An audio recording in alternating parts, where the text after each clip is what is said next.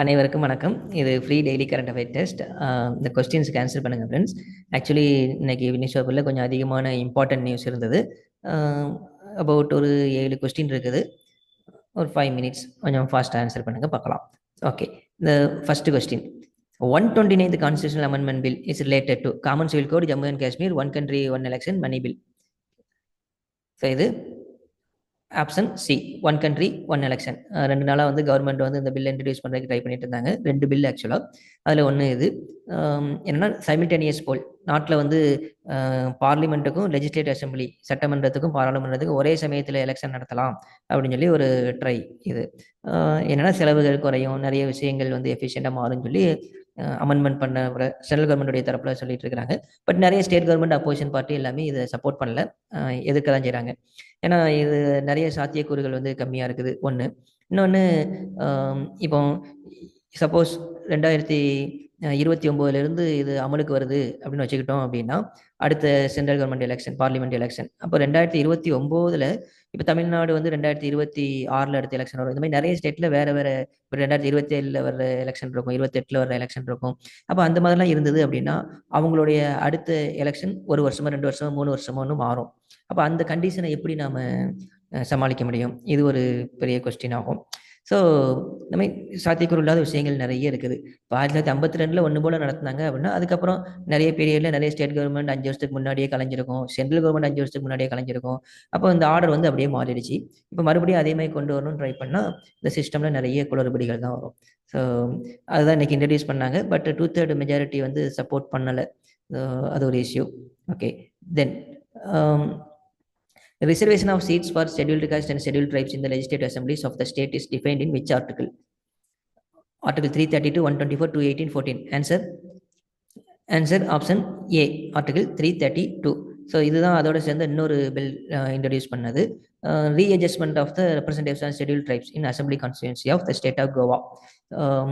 So number of seats இப்போ define பண்ணியிருக்கிறத வந்து கொஞ்சம் சேஞ்ச் பண்ணி ஷெட்யூல்டு ட்ரைப்ஸில் இருந்து பார்ட்டிசிபேஷன் இருக்கிற மாதிரி இன்னும் ஆர்டிகல் 332 டிஃபைன் பண்ணுற மாதிரி. ஸோ அந்த ப்ரொவிஷனை ரீஅட்ஜஸ்ட், அவங்களோட நம்பர் ஆஃப் சீட்ஸை கோவாவில் வந்து ரீஅட்ஜஸ்ட் பண்ணணும், அவங்களையும் இன்க்ளூட் பண்ணுறதுக்கு அந்த நம்பர் ஆஃப் சீட்ஸ் கரெக்டாக இருக்கணும், டெமோக்ராட்டிக்காக ஈக்குவிட்டி இருக்கணும்னு சொல்லி இந்த பில் இன்ட்ரடியூஸ் பண்ண ட்ரை பண்ணாங்க. ஓகே, ஸோ இதுவும் நியூஸில் இருக்குது. ஸோ 2 இது. தென் the Golan Heights region was annexed by Israel after a war. The region was captured from Lebanon, Syria, Jordan, Saudi Arabia. அடிக்கடி நியூஸில் இருந்துக்கிட்டே இருக்கிற விஷயமா இருந்துகிட்டு இருக்குது. ஒரு 3-4 மாதமாகவே இந்த issues Lebanon, Syria, Israel issues போய்கிட்டே இருக்குது. Okay, the answer option B, Syria. 1967 வாரில் வந்து இஸ்ரேல் வந்து சிரியாட்டிருந்து இதை கேப்சர் பண்ணி வச்சிருக்கிறாங்க. அது ஒரு பிளாட்டோ ரீஜியன், ஒரு பீடபூமி பகுதி. அது சிரியாவுடைய அந்த சதர்ன் பார்ட்டில் இருக்கும், இஸ்ரேலுடைய நார்த் ஈஸ்டர்ன் பார்ட். ஸோ இந்த பகுதியில் என்ன அப்படின்னா, இஸ்ரேல் வந்து இப்போ ரீசெண்டாக அங்கே வந்து பாப்புலேஷனை வந்து இன்க்ரீஸ் பண்ணுறதுக்கு ட்ரை பண்ணிட்டு இருக்காங்க, டபுள் ஆக்கணும் அப்படின்னு சொல்லி அங்கே மைக்ரேட் பண்ணி வைக்கிறது. ஸோ அங்கே இருக்க டெமோக்ராஃபி ஸ்ட்ரக்சரை வந்து சேஞ்ச் பண்ண ட்ரை பண்ணுறாங்க அப்படின்னு சொல்லி ஒரு நியூஸ் வந்திருந்தது. ஓகே, ஸோ இது ஒன்று. தென் which of the following statements are correct regarding the species olive ridley? It is found only in Bay of Bengal. Odisha coast is the only region where olive ridley lay eggs. Olive ridley பற்றி அடிக்கடி news வந்துகிட்டே இருக்கும். அதுவும் பர்டிகுலராக இந்த season, இந்த எக்லே பண்ண வர்ற சீசன், ஜனவரி பிப்ரவரியில் வந்து அந்த குஞ்சுகள் மறுபடியும் கடலுக்குள்ளே போக ஆரம்பிக்கும். So answer neither 1 nor 2. இந்த 2 ஸ்டேட்மெண்ட்டுமே தப்பான ஸ்டேட்மெண்ட். ஏன்னா அது பசிபிக்லையும் இந்தியன் ஓஷன் ரெண்டுலேயுமே இருக்குது. பசிபிக்லேருந்து மைக்ரேட் ஆகி இந்தியன் ஓஷனுக்கு வரும். அது வர்ற இடத்துல பார்த்தீங்கன்னா அந்தமான் நிக்கோபரில் எக் லே பண்ணுறது இருக்குது. அப்புறம் eastern coast of India, Tamil Nadu, Andhra, Odisha, இந்த 3 ரீஜன்லையுமே ஆலிவ் ரிட்லி வர்ற இடங்கள் தான். 3 இடங்கள்லையுமே அது முட்டையிட்டு குஞ்சுகளெல்லாம் திரும்பி போகும். ஓகே, அதில் ஒடிசா வந்து ரொம்ப லார்ஜஸ்ட் பாப்புலேஷன் வர்ற இடம் ஆலிவ் ரிட்லிக்கு. ஸோ அந்த சீசன் எக் லே பண்ண வர்ற அந்த ஃபினாமினை வந்து அரிபடா அப்படின்னு சொல்லுவாங்க ஒடிசாவில்.